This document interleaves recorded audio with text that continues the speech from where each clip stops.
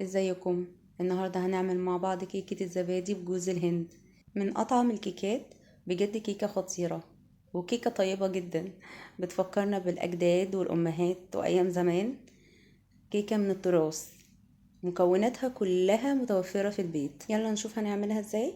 لو أول مرة تشوفوني أتمنى تعملوا لي سبسكرايب ولايك وشير لو عجبكم الفيديو.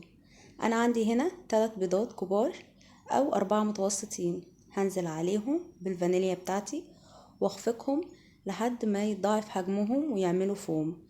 طبعا تقدري تستعملي المضرب اليدوي أو الخلاط. بعد كده بنزل بكوباية سكر واكمل خفق لحد ما السكر يدوب معايا، وهنزل بعد كده بنص كوباية من الزيت.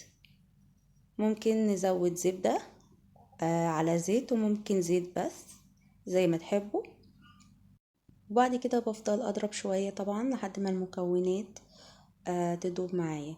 هنزل هنا بقى بكوباية زبادي كبيرة واكمل خفق. نستمر طبعا في الخفق مش اقل من 4-5 دقايق طبعا عشان الخليط بتاعي يطلع هش وجميل. وبعد كده هحضر معايا المكونات الجافة بتاعة الكيكة. عندي 1.5 كوباية من الدقيق الابيض المنخول، هنحط عليه معلقة كبيرة بيكنج باودر ونص كوباية جوز الهند.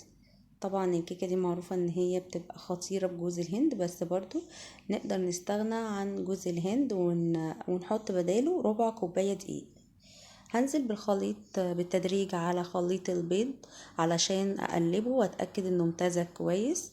برضو الخطوة دي تقدروا تكملوها بالمضرب الكهربائي او في الخلاط وتبقى الكيكة جاهزة عندكم.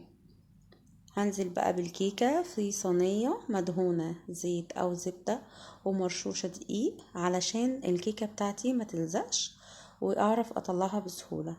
هحط الكيكة في فرن مسخن مسبقا على درجة حرارة 180 في الرف في الوسط. هي بتاخد من نص ساعة لساعة الا ربع في التسوية، وطبعا بختبرها بسكينة او بخلة اسنان قبل ما اطلعها من الفرن. بعد ما بطلعها من الفرن طبعا واسيبها تبرد خالص، هنزل بكوباية شربات بارد خفيف. انا متأكدة من سهولة الوصفة وحلاوتها هتنفذوها. اتمنى تقولوا لي رأيكم في الكومنتات، وشكرا لكم.